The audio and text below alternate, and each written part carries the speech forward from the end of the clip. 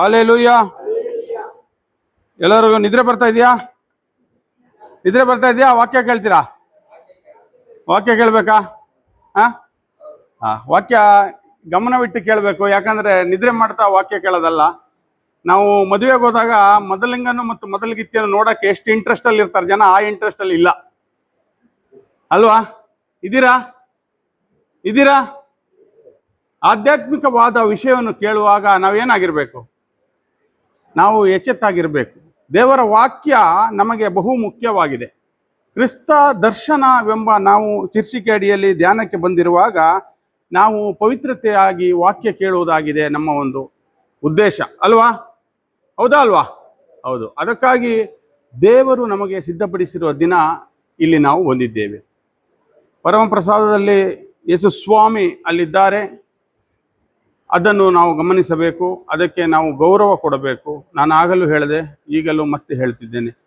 ಏಕೆಂದರೆ ಅದು ನಮ್ಮ ಕರ್ತವ್ಯ ಅಲ್ವಾ ಬ್ರದರ್? ಅಲ್ವಾ? ಹೌದಾ ಅಲ್ವಾ? ಹೌದು. ಅದು ಬಹು ಮುಖ್ಯವಾಗಿದೆ. ಅಂದರೆ ಅದನ್ನು ನಾವು ತಿಳ್ಕೋಬೇಕು.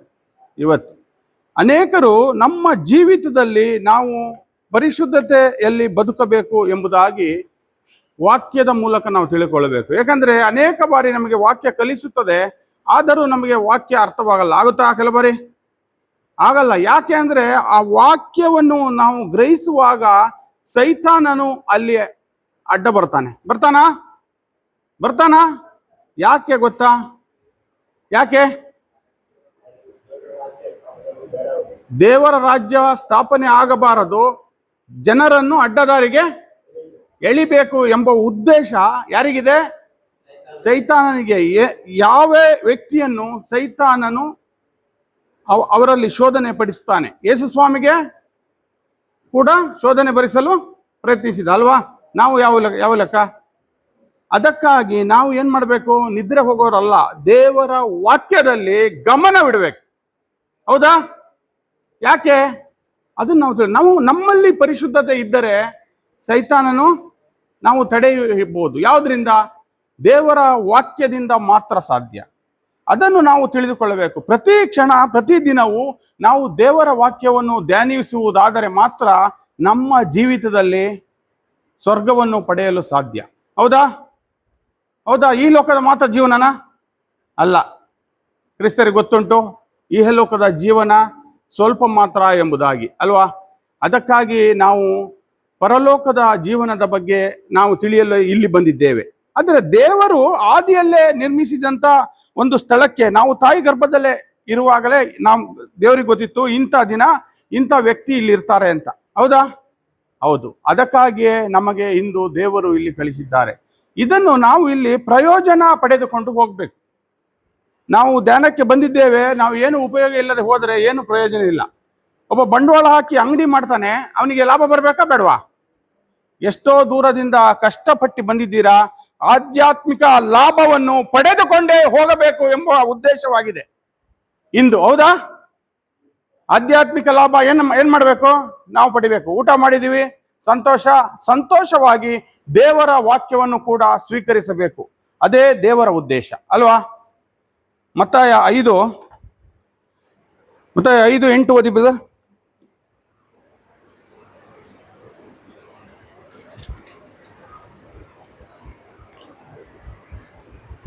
ಮತ್ತೆ 5:8 ಓದಿ. ಸಾಕು. ಯಾರು ಭಾಗ್ಯವಂತರು? ಯಾರ್ದು ನಿರ್ಮಲ ಹೃದಯ? ಯಾರ್ದು ಮಾತೇ ಬರ್ತಾ ಇಲ್ವಲ್ಲ? ಯಾರ್ದು ಮಾತು ಬರ್ತಾ ಇಲ್ಲ? ಹೇಳಿ, ಯಾರು ನಿರ್ಮಲ ಹೃದಯರು? ಯಾರು ಪರಿಶುದ್ಧತೆಯಲ್ಲಿ ಯಾರು ಅಲ್ವಾ? ನಿರ್ಮಲವಾಗಿ, ಯಾವ ರೀತಿ ನಿರ್ಮಲವಾಗಿರುವಂಥದ್ದು? ಪ್ರೀತಿಸ್ಬೇಕು ಇನ್ನೊಬ್ಬರನ್ನ. ನಮ್ಮ ಅನುಯಾಯಿಗಳನ್ನು ಕ್ರಿಸ್ತರ ಅನುಯಾಯಿಗಳು ನಾವು ಏನ್ ಮಾಡ್ಬೇಕು? ನಾವು ನಮ್ಮ ಶತ್ರುಗಳನ್ನು ಕೂಡ ಪ್ರೀತಿ. ಆಗ ದೇವರ ಪರಿಶುದ್ಧತೆಯಲ್ಲಿ ನಾವು ಪಾಲುದಾರರಾಗುತ್ತೇವೆ ಅಲ್ವಾ? ಮುಂದೆ 6ನೇ ಅಧ್ಯಾಯ ತೆಗಿರಿ, ಮತ್ತೆ 6:9. ದೇವರ ವಾಕ್ಯ ಏನು ಹೇಳುತ್ತದೆ ಎಂಬುದಾಗಿ ಸ್ವಲ್ಪ ಗಮನವಿಟ್ಟು ಕೇಳಬೇಕು. ಆಧ್ಯಾತ್ಮಿಕವಾಗಿ ನಾವು ವಾಕ್ಯವನ್ನು ಗ್ರಹಿಸಿಕೊಂಡಾಗ ಮಾತ್ರ ನಾವು ಸತ್ಯದೆಡೆಗೆ ನಿಲ್ಲಲು ಸಾಧ್ಯ. 6:9 ನಮ್ಮ ತಂದೆಯೇ, ನಿಮ್ಮ ಪವಿತ್ರ ನಾಮ ಪೂಜಿತವಾಗಲಿ. ನಿಮ್ಮ ಸಾಮ್ರಾಜ್ಯ ಬರಲಿ. ನಿಮ್ಮ ಚಿತ್ತ ಸ್ವರ್ಗದಲ್ಲಿ ನೆರವೇರುವ ಪ್ರಕಾರ ಜಗತ್ತಿನಲ್ಲಿಯೂ ನೆರವೇರಲಿ. ನೋಡಿ, ಯಾವ ತರ ಪ್ರಾರ್ಥನೆ ಮಾಡ್ಬೇಕು ನಾವು ಪರಿಶುದ್ಧತೆಯಲ್ಲಿ? ಯಾವ ತರ ಪ್ರಾರ್ಥನೆ ಮಾಡ್ಬೇಕಂತ ದೇವ್ರು ಹೇಳಿದಾರ? ಇದು ಆಗಿದೆ ದೇವರ ವಾಕ್ಯ ನಮಗೆ ಕಲಿಸಿಕೊಡುವಂಥದ್ದು ಅಲ್ವಾ?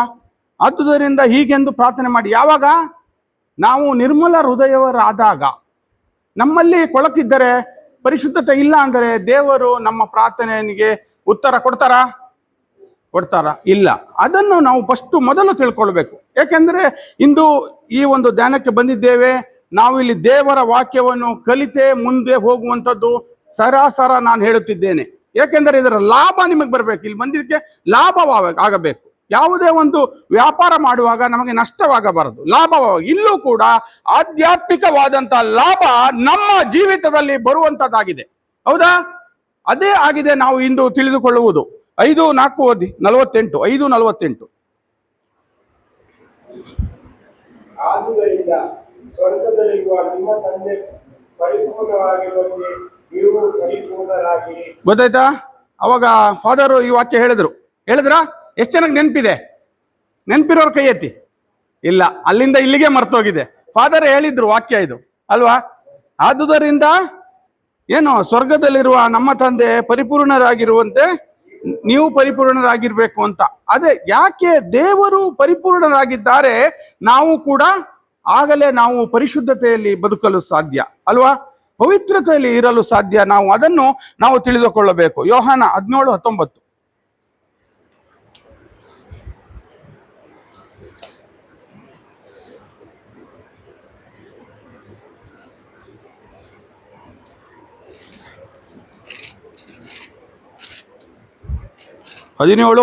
Hallelujah, hallelujah, hallelujah, hallelujah.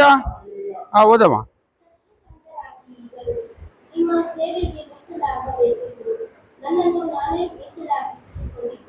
ನೋಡಿ, ಯೋಹಾನ್ ಏನ್ ಹೇಳಿದ್ದಾರೆ ಇಲ್ಲಿ? ಇನ್ನೊಂದ್ಸರಿ ಓದಿ ಜೋರಾಗಿ. ಸತ್ಯಸಂಧರಾಗಿ. ಯಾರು? ನಾವೇ. ಪ್ರತಿಯೊಬ್ಬರು. ಯಾರಿಗೆ? ನಮಗೆ ಹೇಳ್ತಾ ಇರೋದು ವಾಕ್ಯ ಇದು. ಯಾಕೆ ನಾವು ನಮ್ಮನ್ನು ತೋರಿಸ್ತಾ ಇಲ್ಲ? ನಾವು ನಮ್ಮನ್ನ ಯಾಕೆ ತೋರಿಸ್ತಾ ಇಲ್ಲ? ಯಾರಿಗೆ ಹೇಳ್ತಾ ಇರೋದು? ನನಗೆ ಮತ್ತು ನಿಮಗೆ ಹೇಳ್ತಾ ಇರೋದು. ನೀವು ಅಂತಾನೆ ಓದ್ಬೇಕಿದು.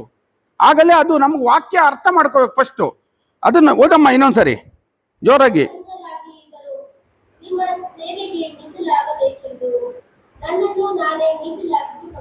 ಗೊತ್ತಾಯ್ತಾ? ಅರ್ಥ ಆಗ್ತಾ ಇದೆಯಾ ಇಲ್ವಾ? ನನ್ನನ್ನು ನಾನೇ ಏನ್ ಮಾಡ್ಕೋಬೇಕು? ಮೀಸಲಾಗಿರಬೇಕು. ಯಾಕೆ? ನಾವು ದೇವರಲ್ಲಿ ಪರಿಶುದ್ಧತೆಯಿಂದ ಇರಬೇಕೆಂದರೆ ದೇವರ ವಾಕ್ಯವನ್ನು ನಾವು ಗ್ರಹಿಸಿಕೊಳ್ಳಬೇಕು. ನಮ್ಮ ಜೀವಿತದಲ್ಲಿ ಆ ವಾಕ್ಯವನ್ನು ನಾವು ಅರ್ಥ ಮಾಡಿಕೊಂಡಾಗ ಮಾತ್ರ ಆಧ್ಯಾತ್ಮಿಕವಾಗಿ ಕೆಲವರಿಗೆ ಅರ್ಥವಾಗಲ್ಲ, ಸ್ವಲ್ಪ ತಡವಾಗಬಹುದು. ಆದರೆ ದೇವರು ನಮ್ಮ ಮುಂದೆ ಇದ್ದಾರೆ ಅಲ್ವಾ? ಆತನು ಅರ್ಥ ಮಾಡಿಸುತ್ತಾನೆ ಎಂಬುದಾಗಿ ನಾನು ನಂಬಿದ್ದೇನೆ. ಅರ್ಥ ಮಾಡಿಕೊಳ್ಳಬೇಕು. ದೇವರ ವಾಕ್ಯ ಗೊತ್ತಾಗಿಲ್ಲ ಅಂದ್ರೆ ಇನ್ನೊಂದ್ಸರಿ ಎಲ್ಲರೂ ಹೇಳಿ, ಅದೇ ವಾಕ್ಯ ಹೇಳಮ್ಮ. ಇನ್ನೊಂದ್ಸರಿ ಹೇಳದಂಗೆ ಹೇಳಿ, ಸ್ವಲ್ಪ ಹೇಳಮ್ಮ. ಸತ್ಯಸಂಧರಾಗಿ ಇವರು ನಿಮ್ಮ ಸೇವೆಗೆ ಮೀಸಲಾಗಬೇಕೆಂದು ನನ್ನನ್ನು ನಾನೇ ಮೀಸಲಾಗಿಸಿಕೊಂಡಿದ್ದೇನೆ. ಗೊತ್ತಾಯ್ತಾ? ಅರ್ಥ ಆಯ್ತಾ? ಈ ರೀತಿಯಾಗಿ ದೇವರ ವಾಕ್ಯವನ್ನು ನಾವು ಪ್ರತಿದಿನ ಹೋಗುವಾಗ ನಮ್ಮ ಆಧ್ಯಾತ್ಮಿಕವಾಗಿ ಜೀವನ ಬದಲಾಗುತ್ತದೆ. ಆಧ್ಯಾತ್ಮಿಕವಾಗಿ ನಾವು ಪರಿಶುದ್ಧತೆಯಲ್ಲಿ ಬದಲಾಗುವಾಗ ದೇವರು ನಮ್ಮ ಮಧ್ಯದಲ್ಲಿ, ನಮ್ಮ ಕುಟುಂಬದಲ್ಲಿ ವಾಸ ಮಾಡುತ್ತಾರೆ. ಯೇಸು ಸ್ವಾಮಿ ಎಲ್ಲಿದ್ದಾರೆ? ದೇವರು ಎಲ್ಲಿದ್ದಾರೆ ಗೊತ್ತಾ? ಎಲ್ಲಿದ್ದಾರೆ? ಇದ್ದಾರಾ? ಯೇಸು ಸ್ವಾಮಿಯನ್ನು ನಮ್ಮ ಹೃದಯದಲ್ಲಿ ನಾವು ಕರೆದುಕೊಂಡು ಹೋಗಬೇಕು. ಇಲ್ಲಿಂದ ನಾವು ಅನೇಕ ಬಾರಿ ತಪ್ಪು ಮಾಡಿ ನಮ್ಮ ದೇವರ ಪ್ರಸನ್ನತೆಯನ್ನು ಕಾಣದೆ ಹೋಗಿರಬಹುದು ನಮ್ಮ ಜೀವಿತದಲ್ಲಿ. ಆದರೆ ದೇವರು ನಮ್ಮ ಜೀವಿತದಲ್ಲಿ ಬಂದಿದ್ದಾರೆ ಇಂದು ಎಂಬುದಾಗಿ ಕ್ರಿಸ್ತು ದರ್ಶನವೆಂಬ ಒಂದು ನೀವು ಜ್ಞಾನಕ್ಕೆ ಬಂದಾಗ ಇದರ ಒಂದು ಪ್ರಯೋಜನ ಪಡೆಯಬೇಕೆಂಬುದಾಗಿದೆ ಇಲ್ಲಿ. ಹೌದಾ? ಯೇಸು ಕ್ರಿಸ್ತನು ರಾಜಾದಿರಾಜನಾಗಿ ನಮ್ಮ ಹೃದಯದಲ್ಲಿ ಬರಬೇಕು. ಸಿಂಹಾಸನದೊಡನೆ ನಮ್ಮ ಹೃದಯಕ್ಕೆ ಬಂದಾಗ ಯಾವುದೇ ಅಂಧಕಾರ ಶಕ್ತಿಗಳಿಗೆ ಅಧಿಕಾರ ಇಲ್ಲ. ಇದೆಯಾ?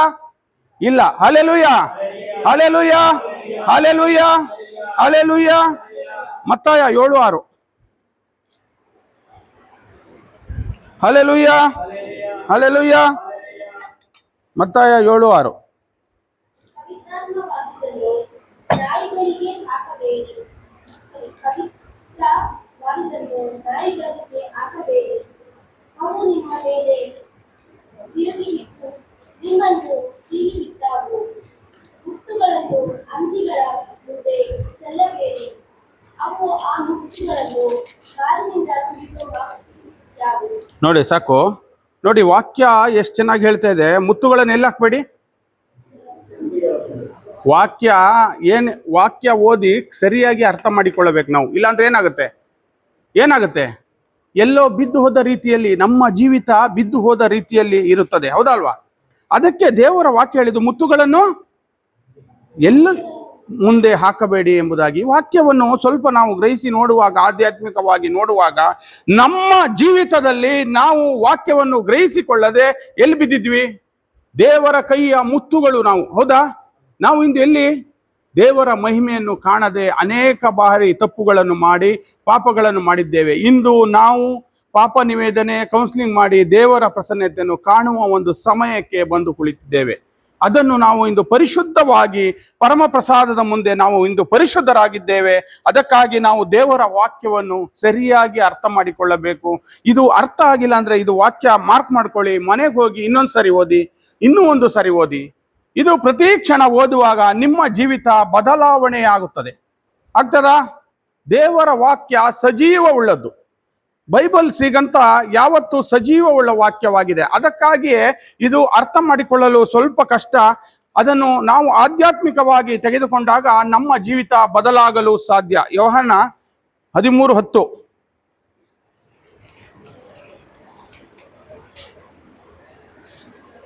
ಯೋಹಾನ 13:10 ತೆಗಿರಿ. Hallelujah, hallelujah, hallelujah, hallelujah. ಸ್ನಾನ ಮಾಡಿಕೊಂಡವನು ಕಾಲುಗಳನ್ನು ತೊಳೆದುಕೊಂಡರೆ ಸಾಕು, ಅವನು ಮೈಯೆಲ್ಲ ಶುದ್ಧವಾಗಿರುತ್ತದೆ. ನೀವು ಕೂಡ ಶುದ್ಧರಾಗಿದ್ದೀರಿ, ಆದರೆ ನಿಮ್ಮಲ್ಲಿ ಎಲ್ಲರೂ ಶುದ್ಧರಲ್ಲ ಎಂದು ಹೇಳಿದರು. ನೋಡಿ ವಾಕ್ಯ ಎಷ್ಟು ಚೆನ್ನಾಗಿದೆ. ಎಲ್ಲರೂ ಶುದ್ಧರಾಗಿದ್ವಾ? ಈಗ ನಾವು ಏನ್ ಮಾಡಿದೀವಿ? ಈಗ ಶುದ್ಧರಾಗಿದ್ದೇವಾ? ಯಾವಾಗ ಪಾಪ ನಿವೇದನೆ ಆದ್ಮೇಲೆ ಶುದ್ಧರಾಗಿದ್ದೇವಾ? ಈಗ ಇನ್ನೊಂದ್ಸರಿ ಓದಮ್ಮ ವಾಕ್ಯ. ಅದು ಯೇಸು ಸ್ನಾನ ಮಾಡಿಕೊಂಡವನು ಕಾಲುಗಳನ್ನು ತೊಳೆದುಕೊಂಡರೆ ಸಾಕು, ಅವನ ಮೈಯೆಲ್ಲ ಶುದ್ಧವಾಗಿರುತ್ತದೆ. ನೀವು ಕೂಡ ಶುದ್ಧರಾಗಿದ್ದೀರಿ, ಆದರೆ ನಿಮ್ಮಲ್ಲಿ ಎಲ್ಲರೂ ಶುದ್ಧರಲ್ಲ ಎಂದು ಹೇಳಿದರು. ನೋಡಿ ಯಾಕೆ ಈ ವಾಕ್ಯ ಹೇಳಿದ್ದಾರೆ ಅಂದ್ರೆ, ಅನೇಕ ಬಾರಿ ನಾವು ಪಾಪ ನಿವೇದನೆ ಸಂಸ್ಕಾರದಲ್ಲಿ ಭಾಗಿಯಾಗಿದ್ದೇವೆ. ಯಾಕೆಂದರೆ ನಮಗೆ ಕ್ರಿಸ್ತರಿಗೆ ಗೊತ್ತಿದೆ ಪಾಪ ನಿವೇದನೆ ಮಹತ್ವ. ಆದರೂ ತಿರುಗಿ ಕೂಡ ನಾವು ಪಾಪ ಮಾಡಿ ಏನಾಗ್ತೀವಿ? ಅಶುದ್ಧರಾಗಿ ಬಿಡ್ತೀವಿ. ಅದಕ್ಕೆ ದೇವರ ವಾಕ್ಯ ಹೇಳಿದ್ರೆ ಎಲ್ಲರೂ ಶುದ್ಧರಾಗಿಲ್ಲ ಎಂಬುದಾಗಿ. ಇದು ವಾಕ್ಯ ನಾವು ಸ್ವಲ್ಪ ತಿಳಿದುಕೊಳ್ಬೇಕಾದ್ರೆ ನಮಗೆ ಸ್ವಲ್ಪ ಕನ್ಫ್ಯೂಸ್ ಆಗುತ್ತದೆ. ಆದ್ರೆ ದೇವರ ವಾಕ್ಯ ಏನ್ ಮಾಡ್ತಾರೆ? ಆತನು ಇನ್ನೊಂದ್ಸರಿ ಓದಿ ಬ್ರದರ್, ಇನ್ನೊಂದ್ಸರಿ. ನೋಡಿ, ಸ್ನಾನ ಮಾಡಿಕೊಂಡವನು ಕಾಲುಗಳನ್ನು ಶುದ್ಧವಾಗುತ್ತೆ, ಆದರೆ ಎಲ್ಲರೂ ಶುದ್ಧರಲ್ಲ ಎಂಬುದಾಗಿ ಮತ್ತೆ ದೇವರು ಒತ್ತಿ ನಮಗೆ ಹೇಳಿದ್ದಾರೆ. ಹೌದಾ?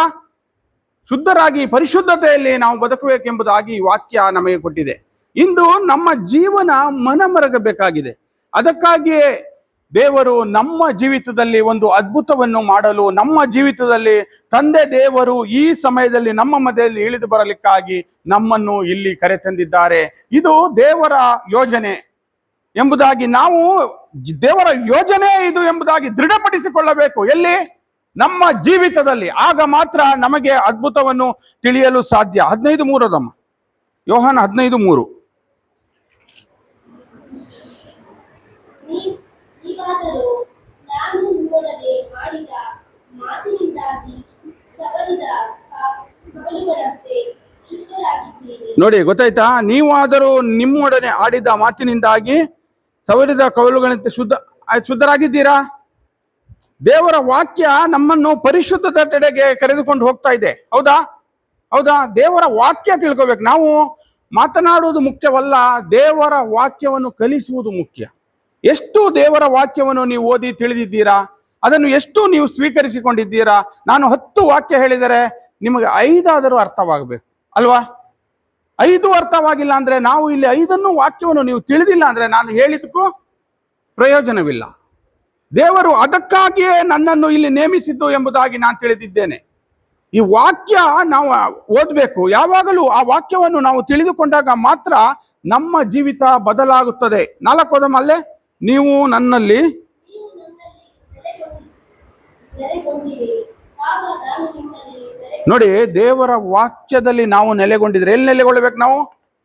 ಯೇಸು ಕ್ರಿಸ್ತನಲ್ಲಿ ನಾವು ನೆಲೆಗೊಂಡಿರೆ ಆತನು ನಮ್ಮಲ್ಲಿ ನೆಲೆಗೊಳ್ಳುತ್ತಾನೆ ಎಂಬುದಾಗಿ ದೇವರ ವಾಕ್ಯ ಹೇಳ್ತದೆ. ನಾನು ಹೇಳ್ತಾ ಇದ್ದೀನ?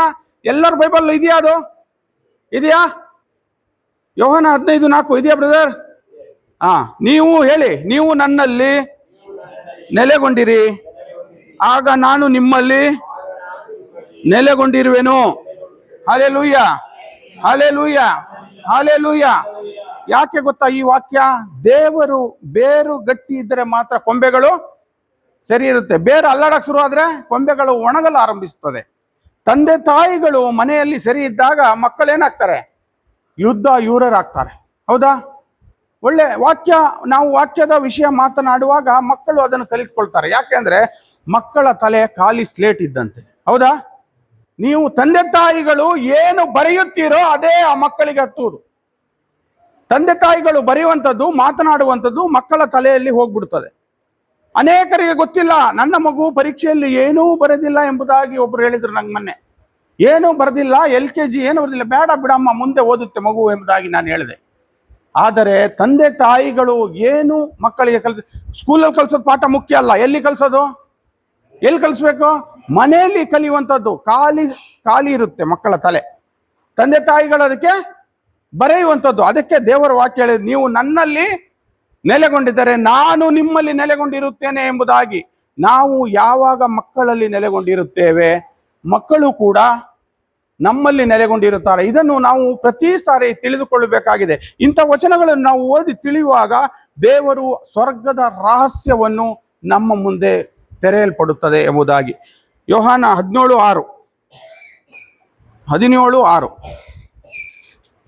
ನೀವು ಲೋಕದಿಂದ ಆರಿಸಿ ನನಗೆ ಕೊಟ್ಟ ಜನರಿಗೆ ನಿಮ್ಮ ನಾಮವನ್ನು ತಿಳಿಯಪಡಿಸಿದ್ದೇನೆ. ನೋಡಿ, ಇಲ್ಲೇ ನೀವು ಲೋಕದಿಂದ ಆರಿಸಿ ನನಗೆ ಕೊಟ್ಟ ಜನರಿಗೆ ನಿಮ್ಮ ನಾಮವನ್ನು ತಿಳಿಯಪಡಿಸಿದ್ದೇನೆ. ಎಲ್ಲಿಂದ ಬಂದಿದ್ರಿ ನೀವು? ಈ ಲೋಕದಿಂದ ಬಂದಿದ್ದೀರಾ. ಇಲ್ಲಿ ಏನ್ ಮಾಡಕ್ ಬಂದಿದ್ದೀರಾ? ದೇವರ ನಾಮವನ್ನು ತಿಳಿಯಲಕ್ಕೆ ಬಂದಿದ್ದೀರಾ. ದೇವರ ವಾಕ್ಯ ಸರಿ ಇದೆಯಾ? ಸರಿ ಇದೆಯಾ? ಓದಿ, ಇನ್ನೊಂದ್ಸರಿ ಓದಿ ಬ್ರದರ್, ನೀವು ಓದಿ, ಜೋರಾಗಿ ಓದಿ. ನೀವು ಲೋಕದಿಂದ ಆರಿಸಿ ನನಗೆ ಕೊಟ್ಟ ಜನರಿಗೆ ನಿಮ್ಮ ನಾಮವನ್ನು ತಿಳಿಯಪಡಿಸಿದ್ದೇನೆ. ಇವರು ನಿಮ್ಮವರಾಗಿದ್ದರು, ಆದರೂ ಇವರನ್ನು ನನಗೆ ಕೊಟ್ಟಿರಿ. ನಿಮ್ಮ ಮಾತಿಗೆ ವಿಧೇಯರಾಗಿ ಇವರು ನಡೆದಿದ್ದಾರೆ. ಗೊತ್ತಾಯ್ತಾ? ಯಾರ ಮಾತಿಗೆ ವಿಧೇಯರಾಗಿದ್ದಾರೆ? ನನ್ನ ಮಾತಿಗ? ಯಾರ ಮಾತಿಗೆ? ದೇವರ ಮಾತಿಗೆ. ಹೌದಾ? ಭೂಲೋಕವನ್ನು ಸೃಷ್ಟಿಸಿದ ಆತನು ದೇವರು. ಅನೇಕ ಸೃಷ್ಟಿಗಳು, ಅನೇಕರು ಯೇಸು ಸ್ವಾಮಿ ದೇವರು ಎಂಬುದಾಗಿ ಅನೇಕರಿಗೆ, ನಾನು ಅನ್ಯರಿಗೆ ಹೇಳಿ ಅನೇಕರಿಗೆ ಅನೇಕ ಅದ್ಭುತಗಳು ಅವರ ಜೀವಿತದಲ್ಲಿ ನಡೆದಾಗ ಅನೇಕರು ಏಕೆ ನೀವು ಈ ರೀತಿ ಯೇಸು ಸ್ವಾಮಿಯೇ ದೇವರು ಎಂಬುದಾಗಿ ಹೇಳಿದ್ದೀರಾ ಎಂಬುದಾಗಿ ಕೇಳ್ತಾರೆ. ನಾನು ಕೆಲವರಿಗೆ ಅನೇಕರಿಗೆ ಒಂದು ಮಾತನ್ನು ಹೇಳಿದ್ದೇನೆ. ಯೇಸು ಕ್ರಿಸ್ತನು ಇಡೀ ಭೂಮಂಡಲವನ್ನೇ ವಿಭಾಗ ಮಾಡಿದಂತ ದೇವರು. ಹೌದಾ? ಹೌದು. ಕ್ರಿಸ್ತ ಶಕ, ಕ್ರಿಸ್ತ ಪೂರ್ವ. ಕ್ರಿಸ್ತ ಶಕ ಕ್ರಿಸ್ತನು ಹುಟ್ಟಿದ ಮೇಲೆ, ಕ್ರಿಸ್ತ ಪೂರ್ವ ಕ್ರಿಸ್ತನು ಹುಟ್ಟುವ ಮೊದಲೇ. ಇದು ಕ್ರಿಸ್ತನು ಮಾಡಿದಂತ ವಿಭಾಗ. ಹೌದಾ? ದೇವರು ಮಾಡಿದ್ದನ್ನು ಯಾರಿಂದಲೂ ಅಳಿಸಲು ಸಾಧ್ಯವಿಲ್ಲ. ಭೂಮಂಡಲವೇ ನಡುಗಿದೆ. ಹೌದಾ? ಅಲ್ವಾ? ಇದೇ ಸತ್ಯ ದೇವರು ಎಂಬುದಾಗಿ ನಾವು ಅನೇಕರಿಗೆ ಹೇಳಲು ದೇವರು ಇನ್ನೇನ್ ಮಾಡಿದ್ದಾರೆ? ಒಂದು ಸಾರಿ ಒಬ್ಬನಿಗೆ ದೀಕ್ಷಾ ಸ್ನಾನವಾದರೆ ದೇವರು ಅವನಿಂದ ಬಯಸುವ ಕಾರ್ಯ ಏನ್ ಗೊತ್ತಾ? ಒಬ್ಬನ್ನಾದರೂ ಕ್ರಿಸ್ತನಿಗೆ ಪರಿಚಯಿಸಿರಿ ಎಂಬುದಾಗಿ. ಎಷ್ಟು ಜನ ಪರಿಚಯಿಸಿದ್ದೀರಾ? ಎಷ್ಟು ಜನ ಪರಿಚಯಿಸಿದ್ದೀರಾ? ಕ್ರಿಸ್ತನನ್ನು ಎಷ್ಟು ಜನ ಪರಿಚಯಿಸಿದ್ದೀರಾ ಅನ್ಯರಿಗೆ? ಯಾರು ಇಲ್ವಾ? ಯಾರು ಇಲ್ಲ. ಇದು ನಮ್ಮ ಕರ್ತವ್ಯವಾಗಿದೆ. ಇದು ನಾವು ತಿಳ್ಕೊಳ್ಬೇಕು. ಆಗ ಆತನಲ್ಲಿ ನಾವು ನೆಲೆಗೊಳ್ತೀವಿ. ಇದು ನಮಗೆ ದೀಕ್ಷಾ ಸ್ನಾನ ಕೊಟ್ಟಾಗಲೇ ದೇವರು ಕೊಡುವಂತ ಒಂದು ದೃಢ ಒಂದು ಆಜ್ಞೆ ಆಗಿದೆ. ಅನೇಕರಿಗೆ ಕ್ರಿಸ್ತನ ಬಗ್ಗೆ ಗೊತ್ತಿಲ್ಲ, ಕ್ರಿಸ್ತನ ಮಹತ್ವದ ಬಗ್ಗೆ ಗೊತ್ತಿಲ್ಲ. ಗೊತ್ತಿದೆಯಾ? ಗೊತ್ತಿರದವರು ಎಷ್ಟೋ ಜನ ಇದ್ದಾರೆ. ಕರ್ನಾಟಕದಲ್ಲಿ ಎಲ್ಲರಿಗೂ ಸುವಾರ್ತೆ ಸಾರಬೇಕು ಎಂಬುದಾಗಿದೆ ಇಲ್ಲಿಯ ಒಂದು ಉದ್ದೇಶ. ಅದಕ್ಕಾಗಿಯೇ ದೇವರ ವಾಕ್ಯ ಅನೇಕರಿಗೆ ನಾವು ಹೇಳಬೇಕು. ಅನೇಕರ ಜೀವಿತದಲ್ಲಿ ಅನೇಕ ಕಷ್ಟಗಳು, ಅನೇಕ ಸಂಕಟಗಳು, ಅವರ ಕುಟುಂಬದಲ್ಲಿ ಕಲಹ ಏತಕ್ಕಾಗಿ, ಅನೇಕ ಪಾಪಗಳು, ಶಾಪಗಳು ಅವರ ಕುಟುಂಬದಲ್ಲಿ ಇರುವಾಗ ಸೈತಾನನು ಅವರಲ್ಲಿ ನೆಲೆ ನಿಂತಿದ್ದಾನೆ. ಹೌದಾ? ಅದರಿಂದ ಬಿಡಿಸಲು ಅವರಿಗೆ ಸಾಧ್ಯವಿಲ್ಲ. ನಾವು ಅದನ್ನು ನೋಡಿ ನಮಗೆ ತಿಳಿದಾಗ ನಾವು ಅವರಲ್ಲಿ ಮಾತನಾಡಬೇಕಾಗುತ್ತದೆ. ಕ್ರಿಸ್ತರ ಬಗ್ಗೆ ಅವರಿಗೆ ತಿಳಿಸಬೇಕು. ಆಗ ಕ್ರಿಸ್ತನಿಂದ ಮಾತ್ರ ಸಾಧ್ಯ ಸೈತಾನನ್ನು ಕಾಲ ಕೆಳಗೆ ಹಾಕಲು. ಹೌದಾ? ಬೇರೆ ಸಾಧ್ಯ ಇದೆಯಾ? ಇದು ನಾವು ತಿಳಿದುಕೊಳ್ಳುವಂತಹ ವಿಷಯವಾಗಿದೆ. ಅದಕ್ಕಾಗಿಯೇ ದೇವರು ನಮ್ಮನ್ನು ದೀಕ್ಷಾ ಸ್ನಾನ ಕೊಡಿಸಿ ನಿಲ್ಲಿಸಿರೋದು ಕ್ರಿಸ್ತರನ್ನು. ಅದು ನಾವು ತಿಳಿಯಬೇಕು. 15:19 ಓದಿ. 15:19. ನೀವು ಲೋಕದ ಕಡೆಯವರಾಗಿದ್ದರೆ ಲೋಕವು ನಿಮ್ಮನ್ನು ತನ್ನವರೆಂದು ಮಮತೆಯಿಂದ ಕಾಣುತ್ತಿತ್ತು. ನೀವಾದರೂ ಲೋಕದ ಕಡೆಗೆ ಸೇರಿದವರಲ್ಲ. ನಾನು ನಿಮ್ಮನ್ನು ಆರಿಸಿಕೊಂಡಿರುವುದರಿಂದ ನೀವು ಲೋಕದಿಂದ ಬೇರ್ಪಟ್ಟಿದ್ದೀರಿ ಎಂದೇ ಲೋಕಕ್ಕೆ ನಿಮ್ಮ ಮೇಲೆ ದ್ವೇಷವಿದೆ. ಗೊತ್ತಾಯ್ತಾ? ಅರ್ಥ ಆಯ್ತಾ ಹೇಳಿದ್ ನಾನು? ಲೋಕಕ್ಕೆ ನಮ್ಮ ಮೇಲೆ ಏನಿದೆ? ಇದೆಯಾ? ಇದೆ. ಯಾಕಂದ್ರೆ ಲೋಕದ ಆಡಳಿತ ಸೈತಾನನ್ ತಗೊಂಡ್ಬಿಟ್ಟಿದ್ದಾನೆ. ಅದಕ್ಕಾಗಿ ಲೋಕದ ಏನಿದೆ? ದ್ವೇಷ ಇದೆ ನಮಗೆ. ಹೌದಾ? ಓದಿ, ಇನ್ನೊಂದ್ಸರಿ ಓದಿ ಜೋರಾಗಿ, ಅರ್ಥವಾಗ್ಲಿ. ನೀವು ಲೋಕದ ಕಡೆಯವರಾಗಿದ್ದರೆ ಲೋಕವು ನಿಮ್ಮನ್ನು ತನ್ನವರೆಂದು ಮಮತೆಯಿಂದ ಕಾಣುತ್ತಿತ್ತು. ನೋಡಿ, ನಾವು ಲೋಕದ ಕಡೆಯವರಾಗಿದ್ದರೆ ಲೋಕ ಏನ್ ಮಾಡ್ತಿತ್ತು ನಮಗೆ? ಹೌದು ಅಲ್ವಾ? ಆದರೆ ನಾವು ಯಾರ ಕಡೆಯವರು? ನಾವು ಸ್ವರ್ಗ ಲೋಕಕ್ಕೆ ಸೇರಿದವರು. ಹೌದಾ? ಯೇಸು ಸ್ವಾಮಿಗೆ ಸೇರಲ್ಪಟ್ಟವರು ಆಗಿದ್ದೇವೆ ನಾವು. ಏಕೆಂದರೆ ನಾವು ಕ್ರಿಸ್ತನ ಅನುಯಾಯಿಗಳು ಎಂಬುದಾಗಿ ಅನೇಕರಿಗೆ ಹೇಳುವಾಗ ಅನೇಕರು ಈ ದಿನ ಏನ್ ಮಾಡ್ತಾ ಇದ್ದಾರೆ ಗೊತ್ತಾ? ಕ್ರೈಸ್ತರಿಗೆಲ್ಲ ಅನೇಕ ಚರ್ಚ್ಗಳನ್ನು ಹೊಡಿತಿದ್ದಾರೆ ಅಲ್ವಾ? ಆದರೆ ನಾವು ಇಂದು ಯಾರಾಗಿದ್ದೇವೆ? ನಾವು ಇಲ್ಲಿ ನಮ್ಮನ್ನು ಏನ್ ಮಾಡ್ತಿದ್ದಾರೆ? ಈ ಲೋಕಕ್ಕೆ ಸೇರಿದವರಲ್ಲ. ಈ ಲೋಕವು ನಮ್ಮನ್ನು ಓದ ಮಾದು. ಈ ಲೋಕವು ನಮ್ಮನ್ನು ನೀವು ಲೋಕದ ಕಡೆಯವರಾಗಿದ್ದರೆ ಲೋಕವು ನಿಮ್ಮನ್ನು ತನ್ನವರೆಂದು ಮಮತೆಯಿಂದ ಕಾಣುತ್ತಿತ್ತು. ನೀವಾದರೂ ಲೋಕದ ಕಡೆಗೆ ಸೇರಿದವರಲ್ಲ. ನಾನು ನಿಮ್ಮನ್ನು ಆರಿಸಿಕೊಂಡಿದ್ದರಿಂದ ನೀವು ಲೋಕದಿಂದ ಬೇರ್ಪಟ್ಟಿ. ನೋಡಿ, ನಾವು ಲೋಕದಿಂದ ಬೇರ್ಪಟ್ಟಿ ಹಿಂದೆ ಲೋಕಕ್ಕೆ ನಿಮ್ಮ ಮೇಲೆ ದ್ವೇಷವಿದೆ. ಲೋಕಕ್ಕೆ ಯಾರ ಮೇಲೆ ದ್ವೇಷ ಇದೆ? ಕ್ರಿಸ್ತರ ಮೇಲೆ ಲೋಕಕ್ಕೆ ಇದೆಯಾ ಇಲ್ವಾ? ಆದ್ರೆ ಲೋಕವೇ ನಮ್ಮದು ಎಂಬುದಾಗಿ ನಾನು ಹೇಳ್ತೀನಿ. ಅಲ್ವಾ? ಯಾರು ಸೃಷ್ಟಿ ಮಾಡಿದ್ದೆಲ್ಲ? ನಮ್ಮ ದೇವರು, ನನ್ನ ದೇವರು ಎಂಬುದಾಗಿ ನಾವು ಧೈರ್ಯವಾಗಿ ಹೇಳಬೇಕು. ಕ್ರೈಸ್ತರು ನಮಗೆ ಇಲ್ಲೂ ಅಲ್ಲೂ ಸ್ಥಾನ ಕೊಟ್ಟಿದ್ದಾರೆ. ಎಲ್ಲಿ? ಇಲ್ಲೂ ಅಲ್ಲೂ, ಸ್ವರ್ಗದಲ್ಲೂ ಇಲ್ಲೂ. ಯಾರ್ದು? ಎಲ್ಲ ಯಾರ್ದು? ಎಲ್ಲ ನಮ್ಮದೇ. ದೇವರು ನಮಗಾಗಿಯೇ ಕೊಟ್ಟಂತದ್ದು ಎಂಬುದಾಗಿ ನಾವು ತಿಳಿಯಬೇಕಾಗಿದೆ. 15:18 ಓದಮ್ಮ. 8. ನೀವು ಸಮೃದ್ಧಿಯಾಗಿ ಫಲ ಕೊಟ್ಟು ನನ್ನ ಶಿಷ್ಯರಾಗಿ ಬೆಳಗುವುದರಿಂದಲೇ ನನ್ನ ಪಿತನ ಮಹಿಮೆ ಪ್ರಕಟವಾಗುವುದು. ನೋಡಿ, ನೀವು ಸಮೃದ್ಧಿಯಾಗಿ ಫಲ ಕೊಟ್ಟು ನನ್ನ ಶಿಷ್ಯರಾಗಿ ಬೆಳಗುವುದರಿಂದಲೇ. ಇಲ್ಲಿ ಏನು ಫಲ ಕೊಡೋದು?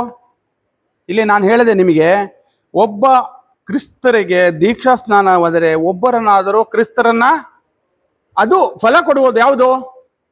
ಒಬ್ಬರನ್ನಾದರೂ ನಾವು ಕ್ರಿಸ್ತನನ್ನು ಪರಿಚಯ ಮಾಡಿ. ಯಾಕೆ ಪರಿಚಯ ಮಾಡಬೇಕಂದ್ರೆ ಅನೇಕ ಸಮಸ್ಯೆಗಳಲ್ಲಿ ಇರುವಂತಹ ವ್ಯಕ್ತಿಗಳು ಇಂದು ತುಂಬಾ ಜನ ಇದ್ದಾರೆ ನಮ್ಮ ಅಕ್ಕಪಕ್ಕದಲ್ಲಿ. ಹೌದಾ? ನಾವು ಅವ್ರನ್ನ ತಿರುಗಿ ಕೂಡ ನೋಡೋದಿಲ್ಲ. ನೋಡ್ತೀವ? ನಮ್ಮ ಜೀವಿತದಲ್ಲಿ ಇದೆ. ಅವ್ರು ಏನು ಹೇಳ್ತಾರೋ ಎಂಬ ಭಯ ನಮಗೆ. ಆದರೆ ಹೇಳುವ ಕೆಲಸ ಮಾತ್ರ ರೈತ ಏನ್ ಮಾಡ್ತಾನೆ? ಬೀಜ ಬಿತ್ತದ್ ಮಾತ್ರ. ಅದು ಮೊಳೆಸೋದು ಯಾರು? ದೇವರು ಮಳೆ ಬಂದಿಲ್ಲ ಅಂದ್ರೆ ಇಲ್ಲ, ಅದೇ ಸುಟ್ಟೋಗುತ್ತೆ. ನೀರಿಲ್ಲ ಅಂದ್ರೆ ಏನಾಗುತ್ತದು? ನಾವು ಹೇಳಲು ದೇವರು ನಮಗೆ ಅವಕಾಶ ಕೊಟ್ಟಿದ್ದಾರೆ. ಆದರೆ ನಾವು ಧೈರ್ಯ ಇಲ್ಲ ಎಂಬುದಾಗಿ ನನ್ನ ಮನಸ್ಸಲ್ಲಿ ಹೇಳುತ್ತೆ ಅನೇಕ ಬಾರಿ. ನಾನು ಅನೇಕರಿಗೆ ಹೇಳಿ ನನಗೇನು ಭಯವಿಲ್ಲ ಕ್ರಿಸ್ತನ ಬಗ್ಗೆ ಹೇಳಲು, ಏಕೆಂದರೆ ನಾನು ಕ್ರಿಸ್ತ ಅನುಯಾಯಿ ಆಗುತ್ತೇನೆ ಎಂಬುದಾಗಿ ನಾನು ಧೈರ್ಯವಾಗಿ ಒಪ್ಪಿಕೊಳ್ಳುತ್ತೇನೆ. ಒಬ್ಬ ಮನುಷ್ಯನಿಗೆ ದೀಕ್ಷಾ ಸ್ನಾನವಾದಾಗಲೇ ಅವನಿಗೆ ದೇವರು ಆ ಅಧಿಕಾರವನ್ನು ಕೊಟ್ಟಿದ್ದಾರೆ. ಆತನಿಗೆ ಒಬ್ಬರಾದರೂ ಪರಿಚಯ ಮಾಡಿಸಿದರೆ ಏನಾಗುತ್ತೆ? ಅದೇ ಫಲ ಕೊಡುವುದೊಂದು. ಇನ್ನೊಂದ್ಸರಿ ಓದಿ. ನೀವು ಸಮೃದ್ಧಿಯಾಗಿ ಫಲ ಕೊಟ್ಟು ನನ್ನ ಶಿಷ್ಯರಾಗಿ ಬೆಳಗುವುದರಿಂದಲೇ ನನ್ನ ಪಿತನ ಮಹಿಮೆ. ಯಾರ ಪಿತನ? ತಂದೆ ದೇವರಿಗೆ ಮಹಿಮೆ ಆಗುತ್ತದೆ ಎಂಬುದಾಗಿ ದೇವರ ವಾಕ್ಯ ಹೇಳುತ್ತದೆ. ಹೌದಾ? ದೇವರ ವಾಕ್ಯ ನಾನು ಹೇಳ್ತಾ ಇಲ್ಲ, ಇಲ್ಲಿ ನಾನು ಹೇಳ್ತಾ ಇದ್ದೀನ? ನಾನು ಏನೂ ಹೇಳುವುದಿಲ್ಲ, ಎಲ್ಲವೂ ದೇವರ ವಾಕ್ಯ ಹೇಳೋದು. ಬೈಬಲಲ್ಲಿ ಏನಿದೆ ಅದೇ, ನಾವು ಏನು ಹೇಳುವಂಥವ್ರಲ್ಲ. ದೇವರ ವಾಕ್ಯ ಏನಿದೆ ಅದು ತೋರಿಸುವಂಥದ್ದು ಅಷ್ಟೇ ನಮ್ಮ ಕೆಲಸ. ಅದು ನಮ್ಮ ಜೀವಿತದಲ್ಲಿ ನಾವು ಗ್ರಹಿಸಿಕೊಳ್ಳಬೇಕು, ತಿಳ್ಕೋಬೇಕು. ವಿಷಯ ತಿಳಿದಾಗ ನಾವು ಇನ್ನೊಬ್ಬರಿಗೆ ಏನು ಕಷ್ಟವಿದೆ ಎಂಬುದಾಗಿ, ನಮ್ಮ ಪಕ್ಕದ ಮನೆಯಲ್ಲಿ ಕಷ್ಟ ಇದ್ದರೂ ನಾವು ಇನ್ನು ನೋಡುವುದಿಲ್ಲ, ಅದನ್ನು ನಾವು ನೋಡಬೇಕು ಏನು ಅಂತ. ನಮ್ಮಲ್ಲಿ ಅಂತ ಬದಲಾವಣೆ ಕ್ರಿಸ್ತನು ನಮ್ಮ ಜೀವಿತದಲ್ಲಿ, ನಮ್ಮ ಹೃದಯದಲ್ಲಿ ಇದ್ದರೆ ಮಾತ್ರ ಸಾಧ್ಯ ಇದು. ಹೌದಾ? ಹೌದಾ? ನಮ್ಮ ಮನೆಯಲ್ಲಿ ನಮ್ಮಲ್ಲಿ ಹಾಕಲು ಬೇಳೆಕಾಳುಗಳು ಇದ್ದರೆ ಹೊಲಕ್ಕೆ ಹಾಕಲು ಸಾಧ್ಯ, ಇಲ್ಲ ಅಂದ್ರೆ ಇದೆಯಾ? ಅದೇ ರೀತಿಯಾಗಿ ನಮ್ಮ ಹೃದಯದಲ್ಲಿ ಕ್ರಿಸ್ತನು ಇದ್ದರೆ ಮಾತ್ರ ನಾವು ಫಲಭರಿತರಾಗಿ ಜೀವಿಸಲು ಸಾಧ್ಯ ಎಂಬುದಾಗಿ ದೇವರ ವಾಕ್ಯ ಹೇಳುತ್ತದೆ. Mark 8:35. Hallelujah, hallelujah, hallelujah. Praise the lord, praise the lord. Mark 8:35.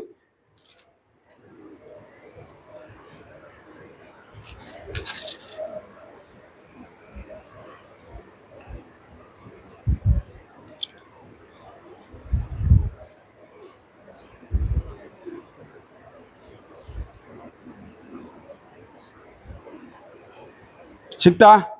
ತನ್ನ ಪ್ರಾಣವನ್ನು ಉಳಿಸಿಕೊಳ್ಳಲು ಅಲ್ಲ, ಮಾರ್ಕ 8:35. ತನ್ನ ಪ್ರಾಣವನ್ನು ಉಳಿಸಿಕೊಳ್ಳಲು ಆತುರಿಯುವವನು ಅದನ್ನು ಕಳೆದುಕೊಳ್ಳುವನು. ಆದರೆ ನನ್ನ ನಿಮಿತ್ತ ಹಾಗೂ ಶುಭ ಸಂದೇಶದ ನಿಮಿತ್ತ ನನ್ನ ಪ್ರಾಣವನ್ನು ಕಳೆದುಕೊಳ್ಳುವವನು ಅದನ್ನು ನಿತ್ಯಕ್ಕೂ ಉಳಿಸಿಕೊಳ್ಳುವನು. ಗೊತ್ತಾಯ್ತಾ ವಾಕ್ಯ? ವಾಕ್ಯ ಗೊತ್ತಾಯ್ತಾ? ಓದಿ ಇನ್ನೊಂದ್ಸರಿ ಬ್ರದರ್. ತನ್ನ ಪ್ರಾಣವನ್ನು ಉಳಿಸಿಕೊಳ್ಳಲು ಹಾತೊರೆಯುವವನು ಅದನ್ನು ಏನ್ ಮಾಡ್ತಾನೆ? ಗೊತ್ತಾಯ್ತಾ? ಯಾವ ಪ್ರಾಣ? ಯಾವ ಪ್ರಾಣ? ನಮ್ದು ಇದಲ್ಲ, ಈ ಜೀವ ಅಲ್ಲ.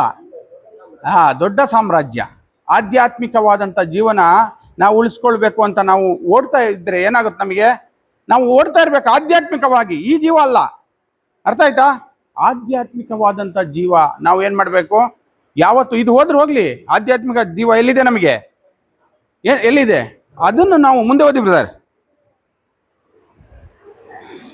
ಆದರೆ ನನ್ನ ನಿಮಿತ್ತ ಹಾಗೂ ಶುಭ ಸಂದೇಶ ನಿಮಿತ್ತ ತನ್ನ ಪ್ರಾಣವನ್ನು ಕಳೆದುಕೊಳ್ಳುವವನು ಅದನ್ನು ನಿತ್ಯಕ್ಕೂ ಉಳಿಸಿಕೊಳ್ಳುವವನು. ಗೊತ್ತಾಯ್ತಾ? ಯಾಕೆ ದೇವರ ವಾಕ್ಯವನ್ನು ನಾವು ಅನ್ಯರಿಗೆ ಹೇಳಬೇಕು ಎಂಬುದಾಗಿ ಹೇಳಿದೆ ಅಂತ ಅರ್ಥ ಆಗ್ತಾ ಇದೆಯಾ? ದೇವರ ವಾಕ್ಯ ಅರ್ಥ ಆಗ್ತಾ ಇದೆ ಎಲ್ಲರಿಗೂ ಅರ್ಥ ಆಗ್ತದೆ ಹೇಳೋದು. ಆಯ್ತಾ? ಅರ್ಥ ಆಗ್ತಾ ಇದೆಯಾ? ದೇವರ ವಾಕ್ಯ ನಮ್ಮ ಪಕ್ಕದ ಮನೆಯಲ್ಲಿ ಊಟ ಮಾಡಿದಾರ ಇಲ್ವಾ ಅಂತ ನಮಗೆ ಇಷ್ಟು ದಿನ ಗೊತ್ತಿರಲ್ಲ. ಕೆಲವರಿಗೆ ಪಾಪ ಉಪವಾಸ ಇರ್ತಾರೆ, ಕೆಲವರು ಕಷ್ಟದಲ್ಲಿ ಇರೋರು ಇದಾರ ನಿಮ್ಮೂರಲ್ಲಿ? ನಮ್ಮೂರಲ್ಲಿ ಇದ್ದಾರೆ. ಯಾರ ಊರಲ್ಲಿ ಇಲ್ಲ? ಕೆಲವರು ತಿಳ್ಕೊಳಲ್ಲ. ನಮ್ಮನೇಲಿ ಇದೆ, ನಾವು ಅವರಿಗೂ ಸ್ವಲ್ಪ ಕೊಡೋಣ ಎಂಬ ಮನೋಭಾವ ಅನೇಕರಲ್ಲಿ ಇಲ್ಲ. ಇದೆಯಾ? ಅನೇಕರು ಯಾರೋ ಒಂದು ಸಹಾಯಕ್ಕೆ ಕರೆದರೆ ನಮಗೆ ಆ ಸಹಾಯ ಮಾಡಲು ಸಾಧ್ಯವಿಲ್ಲ, ಬಿಟ್ಬಿಡಿ ಅಂತ ಅರ್ಧಕ್ಕೆ ಹೋಗೋರು ಇದ್ದಾರೆ, ಸಹಾಯ ಮಾಡೋರು ಇದ್ದಾರೆ. ದೇವರ ಸಾಮ್ರಾಜ್ಯದಲ್ಲಿ ನಾವು ಪಾಲುದಾರರಾಗಬೇಕೆಂದರೆ, ದೇವರ ಅನುಗಾಯಿಗಳಾಗಬೇಕೆಂದ್ರೆ ನಾವು ಆತನಲ್ಲಿ ತಗ್ಗಿಸಿಕೊಳ್ಳಬೇಕು. ಹೌದಾ? ಆಗ ಮಾತ್ರ ದೇವರು ನಮ್ಮೊಂದಿಗೆ ಮಾತನಾಡಲು ಸಾಧ್ಯ. ಲೂಕ 11:34.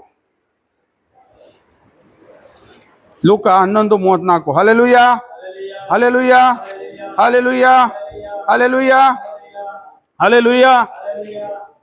ನಿನ್ನ ಕಣ್ಣೇ ದೇಹಕ್ಕೆ ದೀಪ. ನಿನ್ನ ಕಣ್ಣು ಸರಿಯಿದ್ದರೆ ನಿನ್ನ ದೇಹವೆಲ್ಲ ಕಾಂತಿಮಯವಾಗುವುದು. ನೋಡಿ, ಓದಮ್ಮ ಇನ್ನೊಂದ್ಸರಿ ಜೋರಾಗಿ. ನಿನ್ನ ಕಣ್ಣೇ ದೇಹಕ್ಕೆ ದೀಪ. ನೋಡಿ, ನಿನ್ನ ಕಣ್ಣೇ ಏನಾಗಿದೆ? ದೇಹಕ್ಕೆ ದೀಪ. ಇದೇನ್ ಗೊತ್ತಾ? ನಿಮ್ಮ ಕಣ್ಣು ಇಡೀ ದೇಹಕ್ಕೆ ದೀಪ, ಅನ್ಯರನ್ನು ನೋಡಲ್ಲ ಅಂತ ಹೇಳಿದ್ನಲ್ಲ ನಾನೀಗ. ಅದೇ ವಾಕ್ಯ ಇದು. ನಾವು ಪಕ್ಕದ ಮನೆಯಲ್ಲಿ ಒಬ್ಬ ಊಟ ಕಿಲ್ದಲೆ ಇದ್ರು, ಅವ್ರ ಮನೆಯಲ್ಲಿ ಅಳ್ತಾ ಇದ್ರು, ನಾವು ಏನ್ ಮಾಡ್ತೀವಿ? ನಮ್ಮ ಪಾಡಿಗೆ ನಾವು ಟಿವಿ ಸೌಂಡ್ ವಾಲ್ಯೂಮ್ ಜೋರು ಕೊಟ್ಟು ನಮ್ಮ ಮನೆಯಲ್ಲಿ ಇರ್ತೀವಿ. ಅನೇಕರು ಇಂದು ಒಂದು ಹೊತ್ತಿನ ಊಟಕ್ಕೂ ಸಹ ಕಷ್ಟಪಡುವವರಿದ್ದಾರೆ. ಕ್ರೈಸ್ತರಿಗೆ ಅವರಿಗೆ ಒಂದು ಹೊತ್ತು ಊಟ ಕೊಡುವ ಸಹನೆ ದೇವರು ಕೊಟ್ಟಿದ್ದಾನೆ. ಅದನ್ನ ತಿಳಿಯಲ್ಲ ಅನೇಕರು. ದೇವರ ವಾಕ್ಯ ನಾವು ಯಾವ ರೀತಿ ಇದ್ದೇವೆ ಎಂಬುದಾಗಿ ತಿಳಿಯಪಡಿಸುತ್ತದೆ. ದೇವರ ವಾಕ್ಯದಲ್ಲಿ ಏನು ಲಿಖಿತವಾಗಿದೆಯೋ, ಏನು ಬರೆದಿದೆಯೋ ಈ ಭೂಮಿ ಮೇಲೆ ಇವತ್ತು ಅದು ನಡೀತಿದ್ಯಾ? ಇಷ್ಟು ದಿನ ಯುದ್ಧ ನಡೀತಾ ಇತ್ತು, ಹೌದಾ? ನಡೀತಾ ಇದೆ ಈಗಲೂ. ಆದ್ರೆ ಯುದ್ಧ ಯಾವಾಗ ಆರಂಭವಾಯ್ತು ಗೊತ್ತಾ ನಿಮಗೆ? ಯಾವಾಗ? ಆದಿಯಲ್ಲಿ ಮಾನವನು ಸೃಷ್ಟಿ ಆದ್ನಲ್ಲ, ಆಗಿನಿಂದಲೇ ಸೈತಾನನಿಗೂ ಮನುಷ್ಯನಿಗೂ ಯುದ್ಧ ಶುರುವಾಗಿದೆ. ಯಾವಾಗ? ಆಗ. ಯಾಕೆಂದರೆ ಮಣ್ಣಿನಿಂದ ಮನುಷ್ಯನನ್ನು ದೇವರು ಸೃಷ್ಟಿ ಮಾಡಿದಾಗ ಸೈತಾನನು ಮೊದಲೇ ಇದ್ನ ಆ ಸೈತಾನನು ನಿನ್ನಂತೆಯೇ ಮನುಷ್ಯನನ್ನು ಸೃಷ್ಟಿ ಮಾಡ್ತಿದ್ಯಾ, ನಾನು ಆತನನ್ನು ನಂಬಿಕೆಯಿಂದ ಬದುಕಲು ಬಿಡುವುದಿಲ್ಲ ಎಂಬುವ ಒಂದು ಯುದ್ಧ ಅಂದಿನಿಂದಲೇ ಶುರುವಾಗಿದೆ. ಆಗಿದೆಯಾ? ಇದು ನಾವು ಇನ್ನೊಂದ್ಸರಿ ಓದಿ ವಾಕ್ಯ, ಅದು ಇನ್ನೊಂದ್ಸರಿ ಓದಿ ಎಲ್ಲರಿಗೂ ಅರ್ಥ ಆಗ್ಲಿ. ನಿನ್ನ ಕಣ್ಣೇ ದೇಹಕ್ಕೆ ದೀಪ. ನಿನ್ನ ಕಣ್ಣು ಸರಿ ಇದ್ದರೆ ನಿನ್ನ ದೇಹವೆಲ್ಲ ಕಾಂತಿಮಯವಾಗುವುದು, ಅದು ಕೆಟ್ಟಿದ್ದರೆ ದೇಹವೆಲ್ಲ ಕತ್ತಲಮಯವಾಗುವುದು. ಅಷ್ಟೇ. ಇದು ವಾಕ್ಯ ತಿಳ್ಕೊಳ್ಳಿ. ನಮ್ಮ ಕಣ್ಣು ನೋಡುವ ನೋಟಗಳು ಸರಿ ಇದ್ರೆ ಏನಾಗುತ್ತೆ? ನಮ್ಮ ದೇಹವೆಲ್ಲ ಇಲ್ಲ ಅಂದ್ರೆ ಏನಾಗುತ್ತೆ? ಕತ್ತಲಮಯವಾಗಿರುತ್ತೆ. ನಾವು ಇಲ್ಲಿವರೆಗೂ ಇದ್ದಿದ್ದು ಕತ್ತಲಮಯ ಜೀವಿತದಲ್ಲಿ ಎಂಬುದಾಗಿ ನಾವು ದೃಢಪಡಿಸಿಕೊಳ್ಳೋಣ. ಇಂದು ನಾವು ಕ್ರಿಸ್ತರ ಮುಂದೆ ಇದ್ದೇವೆ. ಪ್ರಭು ಕ್ರಿಸ್ತರು ರೊಟ್ಟಿಯ ರೂಪದಲ್ಲಿ ಇಲ್ಲಿದ್ದಾರೆ. ಇಂದು ಆತನ ಮುಂದೆ ನಾವು ಸಂಪೂರ್ಣವಾಗಿ ದೇವರ ಕೈಗೆ ನಮ್ಮನ್ನು ಒಪ್ಪಿಸಿಕೊಡಬೇಕು. ನಮ್ಮ ಎಲ್ಲ ಕಷ್ಟಗಳನ್ನು ಆತನಿಗೆ ಒಪ್ಪಿಸಿಕೊಟ್ಟಾಗ ನಮ್ಮ ಎಲ್ಲ ರೋಗಗಳು ಎಲ್ಲವೂ ಇಂದು ಮಾಯವಾಗಬೇಕು. ಏಕೆಂದರೆ ಸರ್ವವು ಅಧಿಕಾರ ಯಾರಿಗೆ ಕೊಡಲ್ಪಟ್ಟಿದೆ? ಗೊತ್ತಿಲ್ವಾ? ಯೇಸು ಕ್ರಿಸ್ತನಿಗೆ ಕೊಡಲ್ಪಟ್ಟಿದೆಯಾ? ಎಲ್ಲ ರೋಗಗಳು ವಾಸಿಯಾಗುವಂತ ಶಕ್ತಿ ಯೇಸು ಕ್ರಿಸ್ತನಿಗಿದೆಯಾ? ಅನೇಕ ರೋಗಗಳು ನಮ್ಮ ಕಣ್ಣು ಮುಂದೆ ಆಗಿದೆಯಾ? ಅನೇಕ ದೆವ್ವಗಳು ಬಿಟ್ಟು ಹೋಗಿದೆಯಾ? ಅದಕ್ಕೆ ಕರ್ತನು ನಮ್ಮ ಮುಂದೆ ಇದ್ದಾರೆ. ಆತನಿಗೆ ಏನ್ ಮಾಡ್ಬೇಕು? ನಾವು ಆತನಿಗೆ ಎಲ್ಲವನ್ನು ಒಪ್ಪಿಸಬೇಕು. ಯಾವುದೇ ಒಂದು ಕಷ್ಟವಿರಲಿ, ನಮ್ಮ ಕುಟುಂಬದ ಕಷ್ಟವಿರಬಹುದು, ನಮ್ಮ ತಂದೆ ತಾಯಿಗಳ ಕಷ್ಟವಿರಬಹುದು, ನಮ್ಮ ಒಡ ಹುಟ್ಟಿದವರ ಕಷ್ಟ ಇರಬಹುದು, ಎಲ್ಲವನ್ನು ನಾವು ಯಾರಿಗೆ ಒಪ್ಪಿಸ್ಬೇಕು? ಈ ದಿನ ಯೇಸು ಕ್ರಿಸ್ತರ ಮುಂದೆ ನಾವು ಸಂಪೂರ್ಣವಾಗಿ ಹೃದಯವನ್ನು ಬಿಚ್ಚಿ ಹೇಳುವಂಥದ್ದು. ಅನುಮಾನದಿಂದ ಅಲ್ಲ. ಅನುಮಾನದಿಂದ ಇದ್ದರೆ ನಿಮ್ಮ ಅನುಮಾನದ ಗೋಡೆ ನಿಮ್ಮ ಪ್ರಾರ್ಥನೆಗೂ ದೇವರಿಗೂ ಅಡ್ಡಿಯಾಗಿ ನಿಲ್ಲುತ್ತದೆ ಎಂಬುದಾಗಿ ನಾನು ಹೇಳ್ತೀನಿ. ಅಡ್ಡ ಆಗ್ತದ? ದೇವರು ಅದಕ್ಕೆ ಹೇಳೋದು. ಮತ್ತಾಯ 17:20 ಹೇಳ್ತಾನೆ, ಸಾಸಿವೆ ಕಾಳಿನಷ್ಟು ನಂಬಿಕೆ ನಿಮ್ಮಲ್ಲಿದ್ದರೆ ಬೆಟ್ಟ ಏನಾಗುತ್ತೆ? ಹೋಗು ಅಂದ್ರೆ ಹೋಗುತ್ತೆ, ಬಾ ಅಂದ್ರೆ ಬರುತ್ತೆ ಅಂತ. ಆದ್ರೆ ನಾನು ಇದನ್ನೇ ಹೇಳುವಾಗ ಒಂದಿನ ಒಬ್ರು ನನಗೆ ಕೇಳಿದ್ರು, ಸಾಸಿವೆ ಕಾಳಿನಷ್ಟು ಅದಕ್ಕಿಂತ ಜಾಸ್ತಿ ನಂಬಿಕೆ ನನಗಿದೆ ಅಂತ. ಕುಂಬಳಕಾಯಿ ಅಷ್ಟು ನಂಬಿಕೆ ನನಗಿದೆ. ಯಾಕೆ ಆಗುತ್ತಿಲ್ಲ? ನನ್ನ ಪ್ರಾರ್ಥನೆ ದೇವರು ಕೇಳುತ್ತಿಲ್ಲ. ಅದಕ್ಕೆ ಒಂದು ಉತ್ತರ ಇದೆ. ಸಾಸಿವೆ ಕಾಳು ಏನ್ ಗೊತ್ತಾ? ಫಿಲ್ ಆಗಿದೆ ಅದು ಅಂತ. ಕುಂಬಳಕಾಯಿ ಏನ್ ಗೊತ್ತಾ? ಅದ್ರೊಳಗೆ ಟೊಳ್ಳಿದೆ ಅಂತ. ಇದೆಯಾ ಇಲ್ವಾ? ಸಾಸಿವೆ ಕಾಳು ಫಿಲ್, ಅದ್ರೊಳಗೆ ಏನು ಸೇರಲು ಸಾಧ್ಯವಿಲ್ಲ. ಇದೆಯಾ? ಆ ರೀತಿಯ ಒಂದು ನಂಬಿಕೆ ನಿಮ್ಮಲ್ಲಿ ಇದ್ದರೆ ಮಾತ್ರ ಸಾಧ್ಯ. ಕುಂಬಳಕಾಯಿಯ ನಂಬಿಕೆ ಅಲ್ಲ, ಅದರಲ್ಲಿ ಟೊಳ್ಳಿರುತ್ತೆ. ಆ ಟೊಳ್ಳು ದೇವರಿಗೂ ನಿಮಗೂ ಅಡ್ಡವಾಗಿ ನಿಲ್ಲುವಂಥದ್ದು. ಸಾಸಿವೆ ಕಾಳಿನ ನಂಬಿಕೆಯಲ್ಲಿ ಯಾವುದೇ ಟೊಳ್ಳಾದಂತ ವಿಷಯ ಇರುವುದಿಲ್ಲ. ಇದೆಯಾ? ಫಿಲ್ ಆಗಿರುತ್ತದೆ, ಹೌದಾ? ಆ ರೀತಿಯ ನಂಬಿಕೆ ನನ್ನಲ್ಲಿ ನಿಮ್ಮಲ್ಲಿ ಇಂದು ಬರಬೇಕು. ಅದು ಕ್ರಿಸ್ತನಲ್ಲಿ ನಾವು ಇಡುವಂತ ನಂಬಿಕೆ ಆಗಿರಬೇಕು. ಅದು ನಮ್ಮ ಜೀವಿತ. ಆಗ ಮಾತ್ರ ನಮ್ಮ ಕಷ್ಟಗಳನ್ನು ಹೇಳಿದರೆ ದೇವರು ಕೇಳುವಂತವರಾಗಿರ್ತಾರೆ. ನಾವು ಪ್ರಾರ್ಥನೆ ಮಾಡುವುದು ಆಗುತ್ತದೋ ಇಲ್ಲವೋ ಎಂಬುವ ಅರನಂಬಿಕೆ ಅಂತ ನಾವು ಜೀವಿಸುತ್ತಿದ್ದೇವೆ. ಆದರೂ ಕ್ರೈಸ್ತರು ನಮ್ಮನ್ನು ಅಪಾರವಾಗಿ ಪ್ರೀತಿ ಮಾಡುವಂತಹ ದೇವರಾಗಿದ್ದಾರೆ. ನಾವು ಎಂತಹ ಕಷ್ಟದಲ್ಲೇ ಇರಲಿ, ದೇವರು ಯೇಸುವೆ ಎಂದು ಕೂಗಿದಾಗ ಮಗನೇ ಮಗಳೇ ಎಂಬುದಾಗಿ ದೇವರು ನಮ್ಮನ್ನು ಸ್ಪರ್ಶಿಸುತ್ತಾರೆ ಎಂಬ ಅನುಭವ ನಮ್ಮಲ್ಲಾಗಬೇಕು. ನನ್ನಲ್ಲಿ ಅನೇಕ ಕಷ್ಟಗಳು ಬಂದಾಗ ಯೇಸುವೆ ಎಂಬುದಾಗಿ ಕೂಗಿದಾಗ ಮಗನೇ ಎಂಬುದಾಗಿ ಯೇಸುವು ಸ್ಪರ್ಶಿಸಿದ ಒಂದು ಅನುಭವ ನನ್ನ ಜೀವಿತದಲ್ಲಾಗಿದೆ. ಅನೇಕ ಬಾರಿ ಅದೇ ಅನುಭವ ನಿಮ್ಮ ಜೀವಿತದಲ್ಲಿ ಕೂಡ ಆಗಬೇಕು ಎಂಬುದಾಗಿದೆ ಈ ದಿನ ಹೇಳುವಂತ ವಾಕ್ಯ. ಇದು ನಾವು ಪ್ರತಿದಿನವೂ ಕೇಳಿಸಿಕೊಂಡು ದೇವರ ವಾಕ್ಯದಲ್ಲಿ ನಾವು ನೆಲೆ ಊರಬೇಕು. ಮತ್ತಾಯ 23:23 ಓದಿ. ಮತ್ತಾಯ 23:23.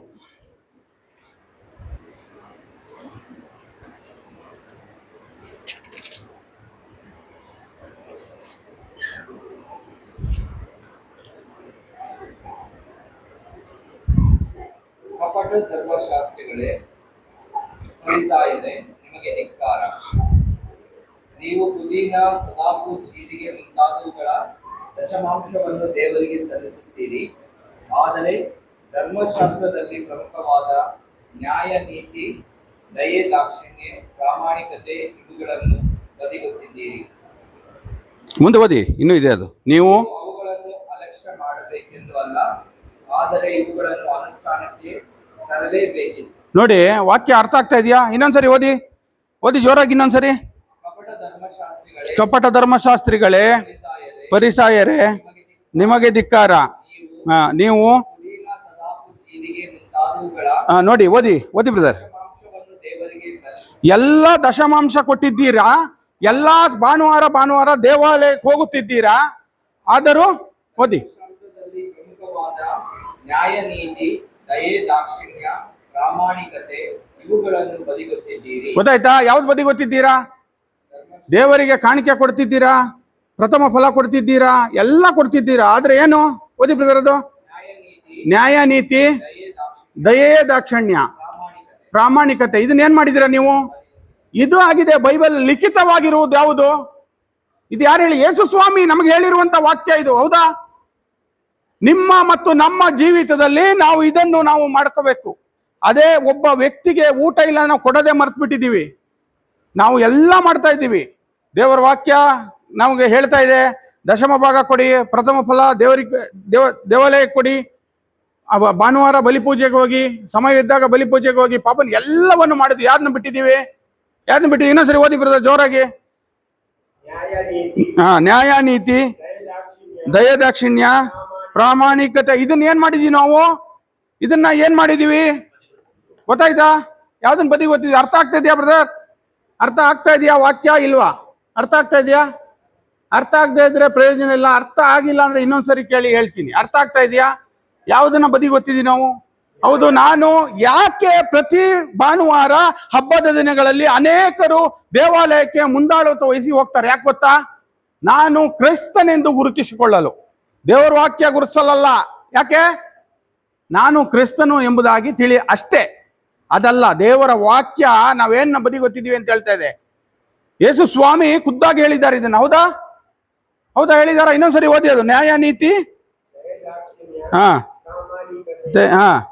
ಇವುಗಳನ್ನು ಬದಿಗೊತ್ತಿದ್ದೆವು, ನೀವು ಅವುಗಳನ್ನು ಅಲಕ್ಷ್ಯ ಮಾಡಬೇಕೆಂದು ಅಲ್ಲ, ಆದರೆ ತರಲೇಬೇಕು. ಇದು ಯಾರು ಹೇಳಿ ಕರೆಕ್ಟಾಗಿ ಹೇಳಿದ್ದಾರೆ? ದೇವ್ರ ವಾಕ್ಯ ಹೇಳಿದ್ಯಾ? ಅನುಷ್ಠಾನ ತರಬೇಕು ನಾವು ಅದನ್ನ. ನಮ್ಮ ಜೀವಿತ ಇಂದಿನಿಂದ ಬದಲಾವಣೆ ಆಗಬೇಕೆಂಬುದಾಗಿ ಈ ವಾಕ್ಯದಲ್ಲಿ ಲಿಖಿತವಾಗಿ ಹೇಳಿದ್ದಾರೆ ದೇವರು. ಅದನ್ನು ನಾವು ಏನ್ ಮಾಡಬೇಕು? ತಿಳಿದುಕೊಳ್ಳಬೇಕು. ಇದಾಗಿದೆ ನಮ್ಮ ಮುಖ್ಯ ಜೀವನದ ಒಂದು ಉದ್ದೇಶ. 28 ಓದಿ ಬ್ರದರ್. 23, 28. ಕುರುಡರು ಪರಿಸಾಯನೆ, ಮೊಟ್ಟ ಮೊದಲು ತಟ್ಟೆ ಲೋಟಗಳನ್ನು ಒಳಭಾಗಗಳನ್ನು ತೊಳೆ, ಆಗ ಅವುಗಳ ಹೊರಭಾಗವು ಶುಚಿಯಾಗುವುದು. ಕಪಟ ಕಲ್ಮಶಗಳಿಂದ ತುಂಬಿದವರು. ಗೊತ್ತಾಯ್ತಾ? ಇದು ಅರ್ಥ ಆಗ್ತಾ ಇದೆಯಾ? ಇನ್ನೊಂದ್ಸರಿ ಓದಿ ಬ್ರದರ್. ಕುರುಡ ಪರಿಸಾಯನೆ, ಮೊಟ್ಟ ಮೊದಲು ತಟ್ಟೆ ಲೋಟಗಳ ಒಳಭಾಗಗಳನ್ನು ತೊಳೆ. ಗೊತ್ತಾಯ್ತಾ? ಎಲ್ಲಿ ತೊಳಿಬೇಕು? ನಮ್ಮ ಒಳಭಾಗವನ್ನು ಏನ್ ಮಾಡ್ಕೋಬೇಕು ನಾವು? ಒಳಭಾಗ. ಹೊಸ ಬಟ್ಟೆ ಹಾಕೊಂಡು ನಾವು ಸ್ನಾನ ಮಾಡ್ಕೊಂಡು ಕೂರೋದಲ್ಲ. ಎಲ್ಲಿ ನಾವು ಶುದ್ಧಿ ಆಗ್ಬೇಕಾಗಿರೋದು? ದೇವರ ವಾಕ್ಯ ಹೇಳ್ತದೆ ಏನಂತ ತೊಳಿಬೇಕಂತ? ಒಳಭಾಗವನ್ನು ತೊಳೆ ಎಂಬುದಾಗಿ ದೇವರ ವಾಕ್ಯ ನಮಗೆ ಸ್ಪಷ್ಟಪಡಿಸುತ್ತದೆ. 28 ಓದಿ ಬ್ರದರ್. 28, 26 ಓದಿದ್ರಲ್ಲ ಈಗ? 20. ಓದಿ ಇನ್ನೊಂದ್ಸರಿ. ನಿಮಗೆ ಧಿಕ್ಕಾರ, ನೀವು ಸುಣ್ಣ ಬಳಿದ ಸಮಾಧಿಗಳು, ಹೊರನೋಟಕ್ಕೇನೋ ಅವು ಕಳಕವಾಗಿದೆ, ಒಳಗೋ ಸತ್ತವರ ಮೂಳೆಗಳಿಂದ ಕೊಳಕಿನಿಂದಲೂ ತುಂಬಿವೆ. ಗೊತ್ತಾಯ್ತಾ? ಒಳಗೆ ಯಾವ ತರ ಇದೆ? ನಮ್ಮ ಒಳಗೆ ಯಾವ ತರ ಇದೆ? ಕೊಳತಿ ನಾರ್ತಾ ಇದೆ. ಆದ್ರೆ ನಾವು ಹೊರಗೆ ಬೈಬಲ್ ಇಟ್ಕೊಂಡು ದೇವರ ವಾಕ್ಯಕ್ಕೆ ವಿರೋಧವಾಗಿದ್ದೇವೆ ಕೆಲವು ಬಾರಿ. ಹೌದಾ? ಆದ್ರೆ ದೇವರ ವಾಕ್ಯ ಇಂದು ನಮಗೆ ಎಚ್ಚರಿಸ್ತಿದೆ. ಎಚ್ಚರಿಕೆ ಕೊಡ್ತಾ ಇದೆಯಾ? ಒಳಗೆ ಏನಾಗಿದೆ? ನಮ್ಮ ಜೀವಿತದಲ್ಲಿ ನಮ್ಮ ಒಳಗೆ ಕೊಳೆತಿದೆ. ನಮ್ಮಲ್ಲಿ ಸಹನೆ, ಕರುಣೆ, ಪ್ರೀತಿ ಇಲ್ಲ. ಇದೆಯಾ? ಅದು ಯೇಸು ಕ್ರಿಸ್ತನಲ್ಲಿ ನಾವು ಜೀವಿಸಬೇಕೆಂದರೆ ನಮ್ಮಲ್ಲಿ ಏನಿರಬೇಕು? ಪ್ರೀತಿ, ದಯೆ ಇರಬೇಕು. ಹೌದಾ? ದೇವರ ವಾಕ್ಯ ನಮಗೆ ಸ್ಪಷ್ಟಪಡಿಸುತ್ತದೆ. ಇದನ್ನು ನಾವು ತಿಳಿಕೊಡಬೇಕಾಗಿದೆ. 26 ಇನ್ನೊಂದ್ಸರಿ ಓದಿ ಬ್ರದರ್. 26. ಕುರುಡ ಪರಿಸರ ಆಗ್ಬಿಡ್ತೀವಿ ನಾವು. ಏನಾಗ್ತೀವಿ? ಕುರುಡರು. ಕಣ್ಣಿದ್ರೂ ಕುರುಡರಾಗಿ ಜೀವಿಸುವಂತದ್ದಾಗಿದೆ ನಮ್ಮ ಜೀವಿತ. ಆ ರೀತಿ ಆಗಬಾರದು ಎಂಬುದಾಗಿ ದೇವರ ವಾಕ್ಯ ನಮ್ಮನ್ನು ಎಚ್ಚರಿಸುತ್ತದೆ. ಯೋಹಾನ 14:20 ಓದಿ brother. 14:20. Hallelujah, hallelujah, hallelujah, hallelujah, hallelujah. ನಾನು ನನ್ನ ಪಿತನಲ್ಲಿ ಇರುವೆನು, ನೀವು ನನ್ನಲ್ಲಿ ಇರುವಿರಿ, ಮತ್ತು ನಾನು ನಿಮ್ಮಲ್ಲಿ ಇರುವೆನು. ಇದನ್ನು ಆ ದಿನದಂದು ನೀವು ಅರಿತುಕೊಳ್ಳುವಿರಿ. ನೋಡಿ, ಇವೆಲ್ಲ ನಾವು ಯಾವಾಗ ಪವಿತ್ರತೆಯಲ್ಲಿ ಪರಿಶುದ್ಧತೆಯಲ್ಲಿ ಇರ್ತೀವಿ, ಆಗ ದೇವರು ಏನು ಹೇಳಿದ್ದಾರೆ? ನನ್ನ ಪಿತನಲ್ಲಿ. ಆಗ ನಾವು ಎಲ್ಲಿರ್ತೀವಿ? ನೀವು ಅನ್ನೋದನ್ನ ನಾನು ಅಂತ ಮಾಡ್ಕೊಳ್ಳಿ. ಅವಾಗ ಎಲ್ಲಿರ್ತೀವಿ ನೀವು? ಅರ್ಥ ಆಯ್ತಾ? ನಾನು ನನ್ನ ಪಿತನಲ್ಲಿ ಇರುವೆನು, ನೀವು ಕೂಡ ಎಲ್ಲಿರ್ತೀರ ಅವಾಗ? ನಿಮ್ಮಲ್ಲಿ ಇರುವೆನು. ಯೇಸು ಸ್ವಾಮಿ ಇದು ಸ್ಪಷ್ಟವಾಗಿ ನಮಗೆ ಹೇಳಿದ್ದಾರೆ. ಈ ವಾಕ್ಯವನ್ನು ನಾವು ಪ್ರತಿದಿನ ಓದ್ಬೇಕು ಇದನ್ನ. ಯಾಕೆಂದ್ರೆ ನಾವು ಯಾರ ಜೊತೆ ಇರಬೇಕು? ಕ್ರಿಸ್ತನ ಜೊತೆ ಇರಬೇಕು. ವಾಕ್ಯಗಳನ್ನ ಅರ್ಥ ಮಾಡಿಕೊಂಡು ಜೀವಿಸುವಾಗ ನಮ್ಮ ಜೀವಿತ ಬದಲಾಗಲು ಆರಂಭಿಸುತ್ತದೆ ಎಂಬುದಾಗಿ ಈ ವಾಕ್ಯ ನಮಗೆ ಹೇಳುತ್ತದೆ. ಯೋಹನ 17:11 ಓದಿ ಬ್ರದರ್. 17:11.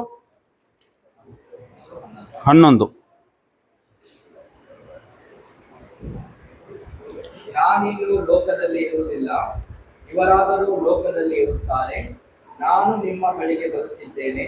ಪವಿತ್ರ ಪಿತನೇ, ನಾವು ಒಂದಾಗಿರುವಂತೆ ನೀವು ನನಗೆ ಕೊಟ್ಟಿರುವ ಇವರು ಒಂದಾಗಿರುವ ಹಾಗೆ ನಿಮ್ಮ ನಾಮದ ಶಕ್ತಿಯಿಂದ ಇವರನ್ನು ಸುರಕ್ಷಿತವಾಗಿಸಿರಿ. ನೋಡಿ, ಯೋಹನ್ನ ಅಂದೇ ಹೇಳಿದಾನೆ. ಯಾರಿಗೆ ಹೇಳಿರೋದು ವಾಕ್ಯ ಇದು? ಜೋರಾಗಿ ಓದಿ ಇನ್ನೊಂದ್ಸರಿ. ನಾನಿನ್ನು ಲೋಕದಲ್ಲಿ ಇರುವುದಿಲ್ಲ, ಇವರಾದರೂ ಲೋಕದಲ್ಲಿ ಇರುತ್ತಾರೆ. ಹಾ ನಾನು ನಿಮ್ಮ ಬಳಿಗೆ ಬರುತ್ತಿದ್ದೇನೆ. ಹಾ ಪವಿತ್ರ ಪಿತನೇ, ನಾವು ಒಂದಾಗಿರುವಂತೆ ನೀವು ನನಗೆ ಕೊಟ್ಟಿರುವ ನೋಡಿ, ತಂದೆ ಮಗ ಒಂದಾಗಿರುವಂತೆ ದೇವರು ಯಾರನ್ನ? ನಾವು ಈ ಲೋಕದಲ್ಲಿ ಏನಾಗಿರ್ಬೇಕಂತೆ? ಒಂದಾಗಿರಿ ಎಂಬುದಾಗಿ ದೇವರು ಹೇಳಿದ್ದಾರೆ. ಯಾವತ್ತು? ಆವತ್ತೇ ದೇವರು ಹೇಳಿದ್ದಾರೆ. ದೇವರ ವಾಕ್ಯ ಇದಕ್ಕೆ ಸ್ಪಷ್ಟವಾಗಿ ತಿಳಿದುಕೊಳ್ಳಿ ಎಂಬುದಾಗಿ. ಇದನ್ನು ನಾವು ಗ್ರಹಿಸಿಕೊಂಡಾಗ ನಮ್ಮ ಜೀವಿತದಲ್ಲಿ ಒಂದು ಬದಲಾವಣೆ ಆಗಲು ಸಾಧ್ಯವಿದೆ. ಅದಕ್ಕಾಗಿಯೇ ನಾವು ಹೇಳೋದು, ದೇವರ ವಾಕ್ಯವನ್ನು ಪ್ರತಿದಿನ ಪ್ರತಿ ಕ್ಷಣ ನಾವು ತಿಳಿದುಕೊಳ್ಳಬೇಕಾಗಿದೆ. ದೇವರ ವಾಕ್ಯದ ಆಧಾರದಲ್ಲೇ ನಾವು ಮಾತನಾಡುವಂಥದ್ದು. ದೇವರ ವಾಕ್ಯ ನಿಮ್ಮ ಬೈಬಲ್ನಲ್ಲಿ ಬೇರೆ, ನನ್ನ ಬೈಬಲ್ನಲ್ಲಿ ಬೇರೆ ಇಲ್ಲ. ಇದೆಯಾ? ನಿಮಗೆ ಏನು ಹೇಳಿದಾರೆ ದೇವರು? ನನಗೂ ಕೂಡ ಅದೇ ಹೇಳಿರೋದು, ನನಗೆ ಬೇರೆ ಹೇಳಿಲ್ಲ. ಹೇಳಿದಾರ? ನಾನು ಯಾರಲ್ಲಿ ನೆಲೆಗೊಂಡಿರ್ಬೇಕು? ಕ್ರಿಸ್ತನಲ್ಲಿ. ನೀವು ಯಾರಲ್ಲಿ ನೆಲೆಗೊಂಡಿರ್ಬೇಕು? ಅದನ್ನೇ ದೇವರು, ಅದೇ ಪರಿಶುದ್ಧತೆಯಲ್ಲಿ ನಮ್ಮ ಜೀವನ ಏನ್ ಮಾಡಬೇಕು? ಪರಿಶುದ್ಧತೆಗೆ ಹೋಗಬೇಕು. ಅನೇಕ ಮೋಜು ಮಸ್ತಿ, ಅನೇಕ ವಿಷಯಗಳಲ್ಲಿ ನಾವು ಈ ಲೋಕದಲ್ಲಿ ಭಾಗಿಯಾಗಿದ್ದೇವೆ. ಕ್ರಿಸ್ತರನ್ನು ಮರೆತು ಬಿಟ್ಟಿದ್ದೇವೆ. ಅನೇಕ ಮಕ್ಕಳು ತಂದೆ ತಾಯಿಗಳನ್ನೇ ಮರೆತು ಬಿಟ್ಟು ಮೋಜು ಮಸ್ತಿಯಲ್ಲಿದ್ದಾರೆ. ಇದ್ದಾರಲ್ವಾ? ಅಂತ ಜೀವಿತವಾಗಿದೆ. ದೇವರು ನಮ್ಮನ್ನು ಬದಲಾಯಿಸಬೇಕೆಂಬುದಾಗಿ ದೇವರು ಇಂದಿನ ಪ್ರಾರ್ಥನೆಯಾಗಿದೆ. Hallelujah, hallelujah, hallelujah, hallelujah.